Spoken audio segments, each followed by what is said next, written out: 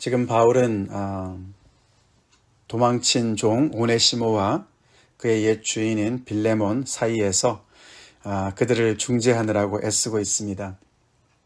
어저께 이어서 바울의 이 서신을 읽어보면 그는 마치 외주를 타는 고개사처럼 아주 굉장히 정말 신중하게 한 걸음 한 걸음을 내딛으면서 정말 두 사람의 그 사이를 다시 화목하게 하기 위해서 이렇게 굉장히 참 애를 쓰고 있는데, 그것은 양쪽의 그 어떤 그렇게 삼각관계 속에서 끼어 있기 때문에 굉장히 어떻게 삐끗하면은 자신이 다칠 수가 있기 때문에 눈치를 보는 거라기보다도 그런 것이 아니죠.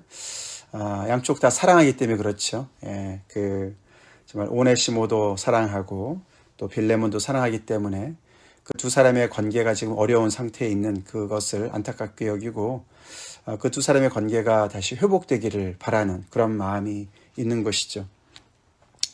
우리 인생 가운데 가장 참 어려운 것 중에 하나는 인간관계 같습니다. 그렇죠? 특별히 그 관계가 정말 이렇게 문제가 생겨서 그 갈등이 이렇게 빚게 되면은 정말 그것이 해결되긴 참 어려운 것 같습니다. 인간관계에서의 그 갈등. 그래서 한번 뭐가 틀어지면은 그것이 해결되고 화해가 되고 오히려 옛날보다 더 나아지는 그런 관계로 나아가는 건 참 어려운 것 같습니다. 그것이 이제 교회 안에서도 마찬가지죠. 가정에서도 마찬가지고 가족들 사이도 그렇고 그것을 해결하려고 애를 쓰다 보면 점점 더 악화가 되는 경우가 참 많이 있습니다. 그래서 이렇게 삼각관계 같은 이런 관계, 바울은 어쩌면 내가 왜 이렇게 중간에 끼어가지고 이렇게 힘들까 이런 생각을 할 수도 있을 상황인데도 바울은 굉장히 지혜롭게 또 용기 있게 그 문제를 잘 이렇게 해결해 나가고 있습니다. 오늘은 이제 그 편지의 후반부에서 이제 드디어 본론이 나오는 것이죠. 17절에 그러므로 내가 나를 빌레몬한테 얘기하는 것입니다. 빌레몬, 너가 나를 동역자로 알진대 그를 오네시모, 너 도망친 종 오네시모를 영접하기를 내게 하듯 해라. 너가 나를 영접하던 것처럼 그를 영접해라 라고 이제 본론을 이야기합니다.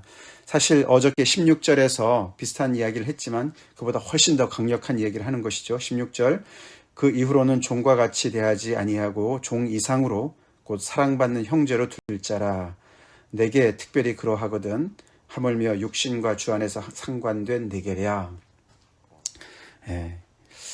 이제 내가 그 너의 종을 다시 보내는데 그는 종 이상이다. 사랑받는 형제로 대해라. 사랑받는 형제로 대하라는 것도 굉장히 힘든 일이죠. 옛날에 그 원래 그런 정말 그 자리인 정말 그 종으로 받아들인 것도 힘든데 그 말은 그를 용서해주고 그의 잘못을 용서해주고 다시 회복시켜줘라. 그 이야기, 종. 근데 그 종 이상으로 사랑받는 형제로, 그리스도 안에서 사랑받는 형제로 그를 대하라 라고 얘기를 하는데, 오늘 17절은 그 이상이죠. 그 이상으로 뭡니까? 나를 대하듯이 그를 대하라 이렇게 얘기를 합니다. 그냥 교회 안에서 서로가 정말 그 복음 때문에 서로가 형제 자매된 어떤 그런 수준의 이상으로 이 빌레몬이 바울을 얼마나 극진히 대하겠습니까? 우리가 오늘도 나왔지만 거기 보시면은 19절에 내 자신이 내게 빚진 것은 내가 말하지 아니하노라 그런 얘기가 나오잖아요. 그러니까 빌레몬이 바울한테 빚을 진 거예요. 어떤 빚을 졌겠습니까? 결국 이제 바울을 통해서 복음을 접한 것이죠. 그렇죠. 그래서 빌레몬이 정말 너무너무 이제 평생 동안 그렇게 정말 은혜를 입은 것과 같은 바울에게 그렇게 귀한 그런 관계 아닙니까?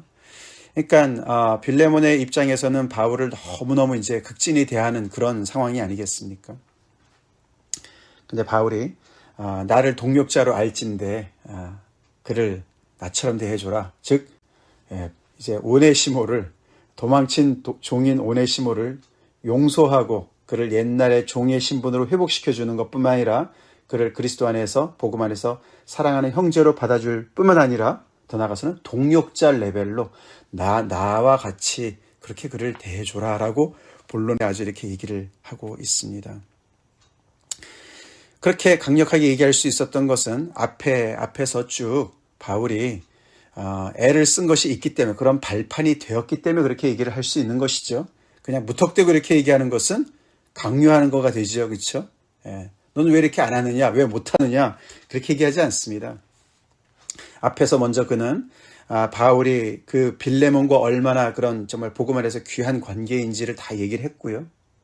그 다음에 바울이 오네시모와 또 어떤 관계인지, 그렇죠? 그렇게 다 그 관계를 먼저 얘기했기 때문에 나랑 너와의 관계도 그렇게 귀하고, 나랑 너가 정말 그렇게 너에게 피해를 입힌 도망친 종인 오네시모의 관계도 그렇게 귀하니까 너네끼리의 관계도 그렇게 귀해야 되는 것이 아니냐라고 이야기를 하는 것입니다. 이런 이야기를 듣고 있는 빌레몬의 입장을 우리가 좀 생각해 봅시다. 우리 같으면 어떤 반응을 할 것 같습니까? 이 얘기를 들었을 때 많은 경우에 있어서 우리가 이렇게 생각할 수가 있어요. 그죠? 내가 당신을 대하는 것과 내가 오네시모를 대하는 것은 다 각각입니다. 그건 그거고 이건 이거지요. 계산은 따로 합시다.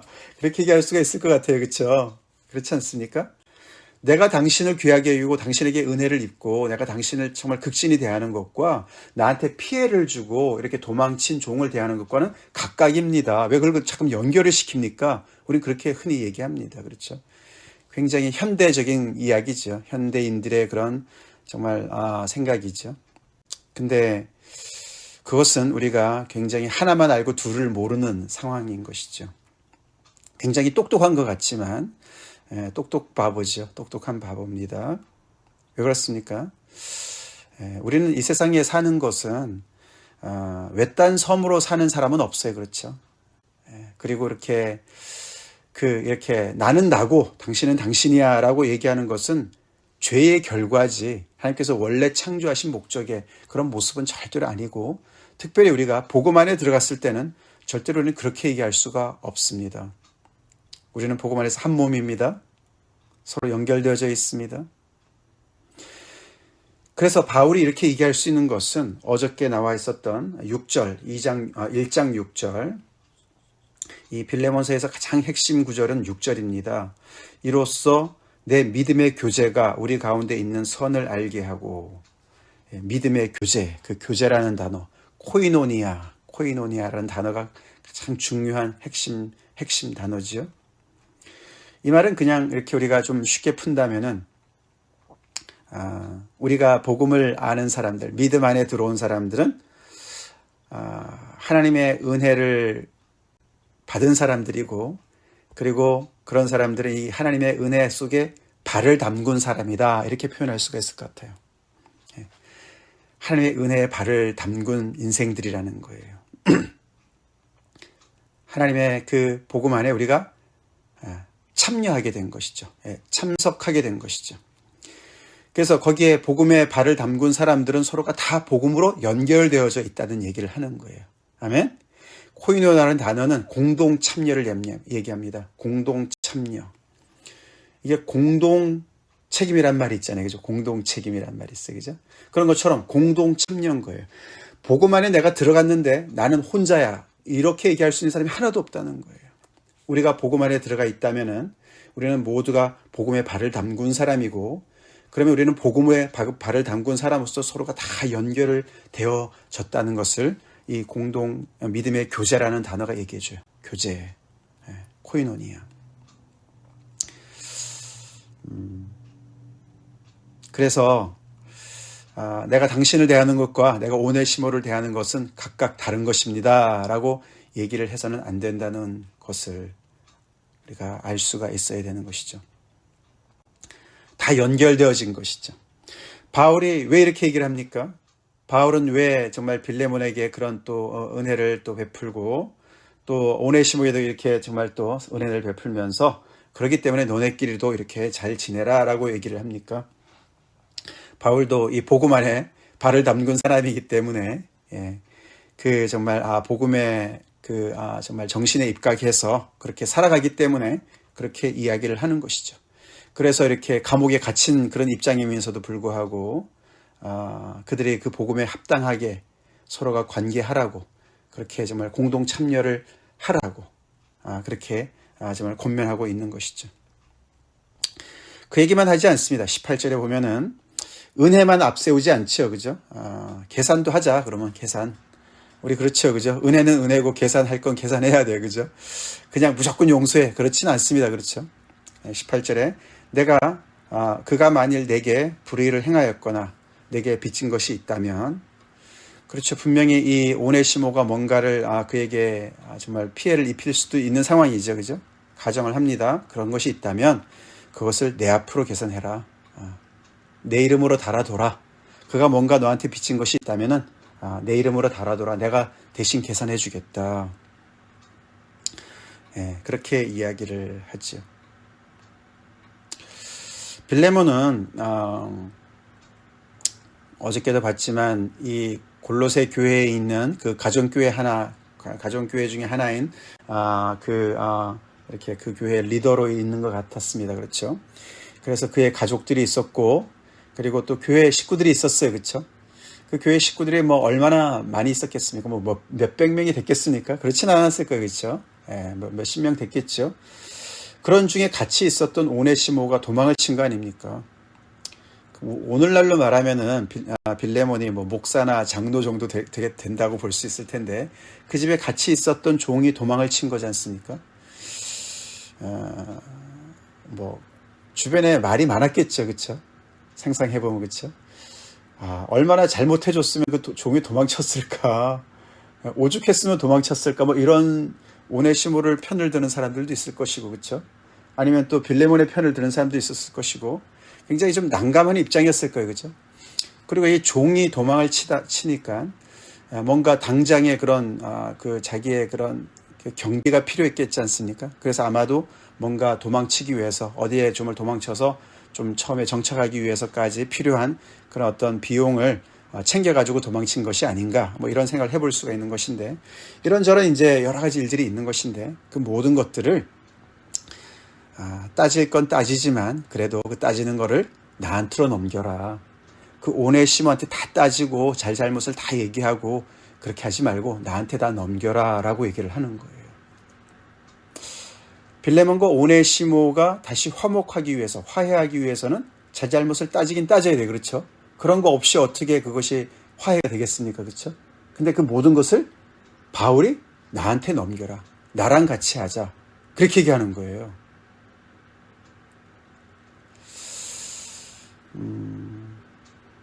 바울이 여기서 가만히 보면은 그리스도께서 우리를 위해서 하신 것을 바울이 지금 하고 있는 것을 볼 수가 있어요. 그렇죠?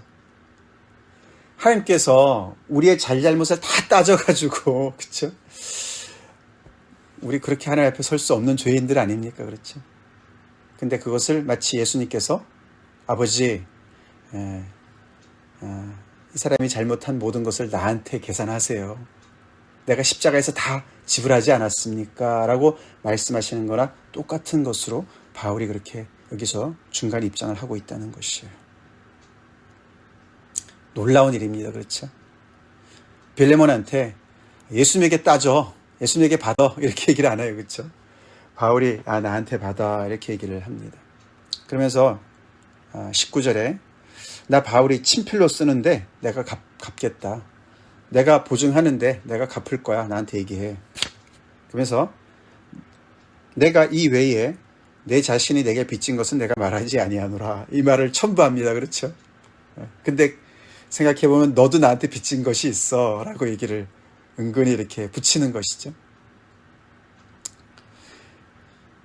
이것이 바로 복음에 발을 담근 사람들의 관계인 줄로 믿습니다. 우리가 서로가 다 빚을 지고 살지요? 그렇지 않습니까? 바울이 빌레몬에게 너가 나한테 빚졌어. 그렇게 일방적으로 빚지는 관계는 없는 것 같아요. 그렇죠? 서로가 빚지지요. 그렇죠? 서로가 빚집니다. 아무리 바울이 빌레몬에게 복음을 전해준 그런 관계라 할지라도 빌레몬도 바울에게 정말 이렇게 은혜를 끼치고, 여기 위에 우리가 봤지만서도 그로 말미암아 정말 이 바울이 기쁨과 위로를 얻지 않습니까? 그렇죠. 우리가 로마서에 보면은 너네가 빚을 지되 사랑의 빚 외에는 지지 말아라, 이런 말씀이 있습니다. 그렇죠? 그게 서로 상호 공동 책임이라는 것이, 공동 참여라는 것이죠. 그렇죠? 예, 관계는 일방적인 것이 있을 수가 없죠. 그러니까 바울이 얘기하는 것이, 그 오네시모가 빚진 것이 있다면은 내가 대신 계산할게. 나한테 청구해. 내가 계산해 줄게. 내가 갚을게. 근데 그렇게 하지만 또 너도 나한테 빚진 것이 있다. 복음에 빚진 것을 얘기하는 것이죠. 그걸 내가 말하지는 않겠다. 말을 하면서 이렇게 말하지 않겠다. 그렇게 얘기를 해요. 그냥 구체적으로 얘기는 하지 않겠다. 그냥 상기만 시키죠. 복음 안에서는 독불 장군이 없습니다. 그렇죠. 우리는 서로가 그렇게 사랑의 빚을 주고받고 삽니까, 우리가? 예. 혼자 우리가 정말 깨끗한 척, 너무너무 그냥 이것저것 다 따지고, 나는 누구한테도 빚지지 않아. 나는 누구한테 빚지지도 않고, 나는 누구한테도 정말 은혜를 베풀지도 않을 거야. 막 이렇게 완전히 정말 정냄이 뚝 떨어지게, 그렇게 정말 우리가 신앙생활을 하고 있지 않습니까? 혼자 잘난 척 하고서. 정말 복음을 잘 모르는 것이죠. 우리가 은혜를 모르는 것이죠. 은혜를. 그렇죠? 오늘 이 편지의 맨 마지막 구절 25절도 우리 주 예수 그리스도의 은혜가 너희 심령과 함께 있을지어다. 이 뻑뻑한 관계, 긴장이 넘치는 관계, 언제 어떻게 잘못될지 못할 이런 인간관계에 정말 필요한 것은 은혜인 줄로 믿습니다. 우리는 은혜가 필요해요. 내가 빌레몬의 입장에 설 때도 있죠. 그렇지만 어떻게 살다 보면 내가 오네시모의 입장에 설 수도 있다는 것을 우리는 알아야 됩니다. 내가 바울의 입장에 설 수도 있죠. 그렇지만 내가 또한 빌레몬의 입장에 설 수도 있다는 것을 우리는 알아야 됩니다. 우리는 자고해서는 안 돼요. 나는 항상 베푸는 자의 입장에 있어. 나는 누구의 신세도 지지 않아. 그렇게 얘기할 사람 하나도 없습니다. 없습니다. 그래서 사실 이 바울도 그렇고 특별히 이 빌레몬과 오네시모, 이 사람들은 굉장히 지금 이 은혜 앞에서 자존심을 내려놔야 되는 입장에 있는 거예요. 바울 또한 자기가 이 하나님의 은혜 앞에서 이렇게 중재하면서 자존심을 내려놓고 있어요. 그렇죠? 그래서 자기의 사도의 권위를 내려놨습니다. 내가 사도로서 명령할 수도 있지만 그렇게 하지 않는다. 사랑으로 얘기를 하는 것이죠. 빌레몬도 마찬가지죠. 이 은혜 앞에서 자기가 겸손해져야 돼요. 그렇죠? 이 하나님의 이 은혜 앞에서, 이 복음 안에 내가 발을 담근 이것 때문에 내가 주인이라는 그 권리를 내려놔야 돼요. 나에게 피해를 입힌 그 종에 대해서 내가 마땅히 행할 권리가 있고, 내가 그에게 정말 혼을 낼 수 있고 벌을 줄 수도 있고, 심지어는 법정에 끌고 가서 뭔가 할 수 있는 그런 권한이 그 당시에 있었지만 그 모든 것을 내려놓는 겸손. 그래서 주변의 사람들이 말을 하지 않으면 주변의 사람들이 주인인 빌레몬이 뭔가 크게 잘못했기 때문에 저렇게 그냥 받아주는 거 아니야? 라고 오해한다 할지라도, 그리고 그 당시에 그런 정말 사회상이었던 그런 주인이 종을 어떻게 다루느냐, 이런 부분에 있어서 아니 어떻게 종을 저렇게 다뤄? 저거 사회적인 문제 아니야? 이렇게 정말 비난을 받는다 할지라도 그런 걸 감수하는 그런 용기가 필요했던 것이죠. 오네시모도 마찬가지죠. 그렇죠? 오네시모도 도망친 종이 다시 들어가서 용서를 구하는, 자존심이 내려져야 되는 그런 상황이죠. 은혜는 우리를 자존심을 내려놓게 하죠. 은혜는 그렇습니다. 바울이 얘기하는 것은 우리가 다 은혜를 입은 자들이다. 그냥 말뿐이 아닌 것이죠. 말뿐이 아닌 것이죠. 그죠? 바울도 이런 인생을 살아가는 이유가 그리스도 예수의 은혜를 입었기 때문에, 그 그리스도 예수께서 바울이 자기가 정산해야 되는, 자기가 계산해야 되는, 하나님 앞에서 계산해야 되는 모든 죄를 그리스도 예수께서 대신 계산하시고, 아버지 하나님, 이것이 다 저에게 청구하세요. 제가 십자가에서 다 갚은 거 아닙니까? 라고 얘기하신 그 십자가의 은혜로 그 안에 발을 담근 바울이었기 때문에 그런 것이고, 그렇기 때문에 이렇게 그 사람들의 관계성 속에서 너희들도 그렇게 은혜에 발을 담근 사람답게 그리스도께서 우리를 위해서 행하신 것답게 너희도 그렇게 서로가 화목해라. reconcile 해라. 우리끼리는 그쵸. 이 상대방 서로가 이 문제가 있는 빌레몬과 오네시모끼리는 두 사람 이 관계에서는 해결이 안 되는 문제예요. 그렇죠? 그렇죠. 뭔가 하여튼 뭐 피해를 입혔고 그것을 대한 정당한 어떤 그런 처벌이 있지 않고서는 뭐 해결이 안 돼요. 그래서 그건 그냥 그렇게 해서 어떤 정의는 행할 수 있을지 몰라도 그 관계가 다시 회복이 되고 다시 옛날로 돌아갈 수 있는 것은 불가능한 거예요. 그죠? 이미 깨어진 그릇과 같은 것이죠.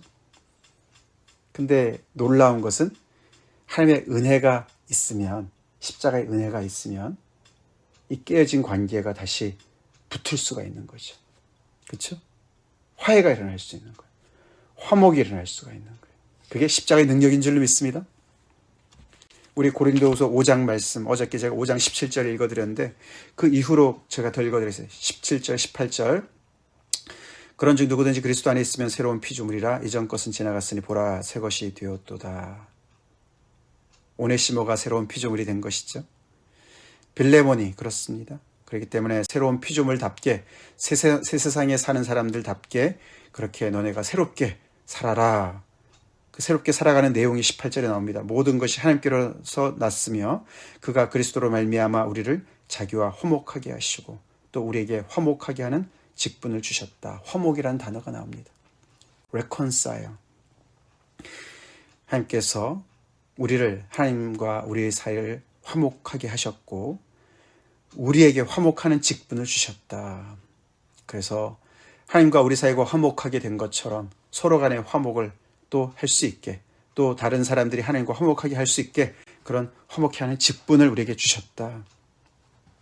자, 그러면서 우리가 그리스도의 사신이다 라는 말씀과 함께 21절 보겠습니다. 하나님이 죄를 알지도 못하신 이를 우리를 대신하여 죄로 삼으신 것은 우리로 하여금 그 안에서 하나님의 의가 되게 하려 하십니다. 이게 크리스마스의 진정한 의미죠. 예수님이 이 땅에 오신 이유는 죄를 알지도 못하신 그분께서 우리 때문에 죄가 되시기 위해서 오셨죠. 그렇죠. 그게 우리가 얘기하는 하나님의 은혜자 주 예수 그리스도의 은혜죠. 하나님의 사랑이자 그리스도 예수의 은혜입니다. 거기에 우리가 발을 담고 있습니까? 거기에 발을 담그고 우리가 삽니까? 그 은혜의 강가에 우리가 발을 담궜다면 그 은혜의 강가가 내 옆에 있는 사람의 발도 담그고 있습니다. 그죠? 같이 다 우리가 한 은혜 속에 우리가 참여하고 있는 것이죠. 공동 참여. 그것이 코이노니아예요. 코이노니아.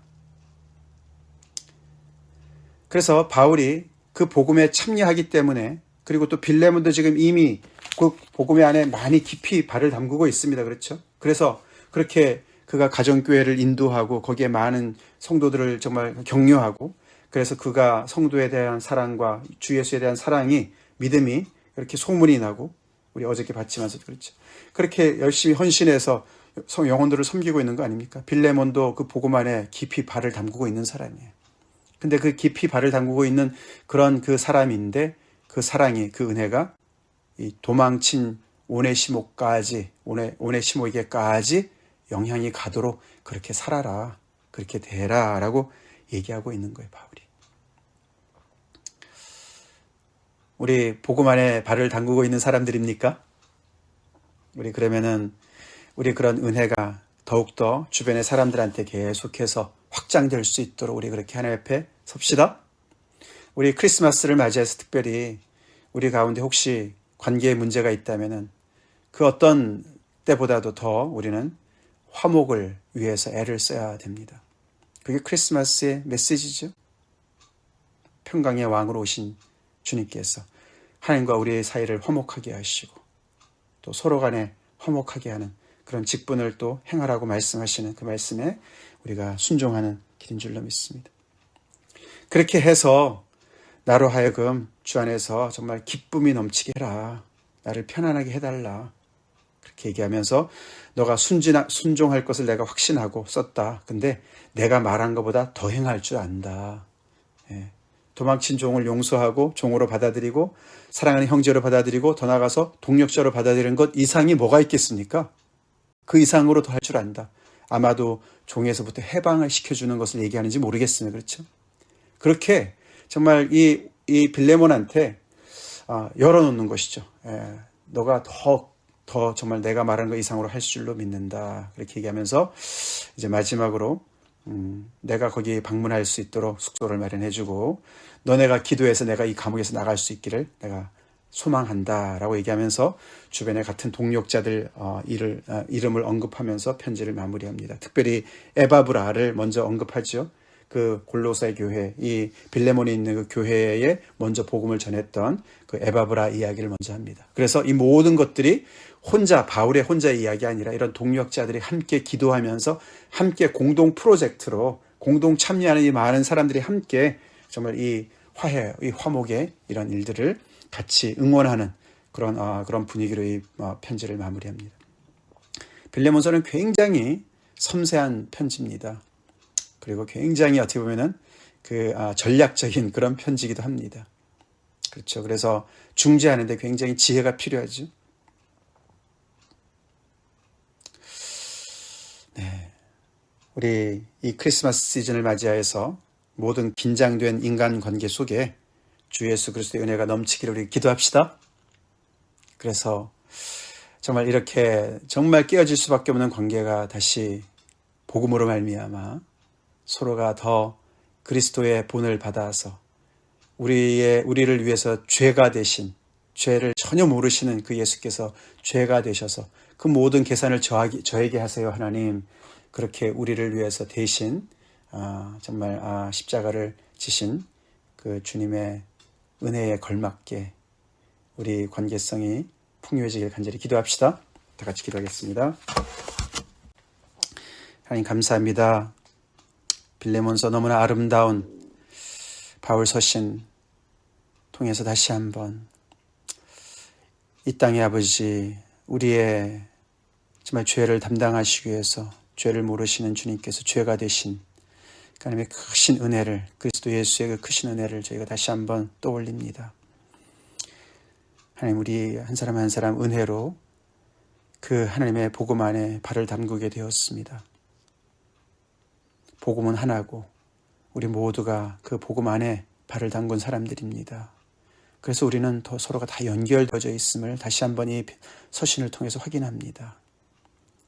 주님 우리의 관계가 주님과의 관계가 정말 있듯이 서로가의 관계가 주님 때문에 그렇게 정말 아버지 막힘이 없이 아버지 서로가 또 문제가 있다 하더라도 복음 때문에 그것이 해결되는 화목을 이룰 수 있는 그런 놀라운 복음의 능력을 따라 살게 해 주시옵소서.